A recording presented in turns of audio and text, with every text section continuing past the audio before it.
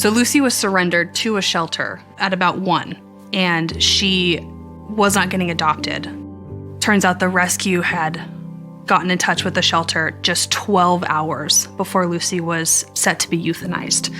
So they literally rescued her, put her in with a foster family, and her personality came out, and it was thanks to the rescue that she was even in a position to be adopted. And I was just the lucky one that got there first.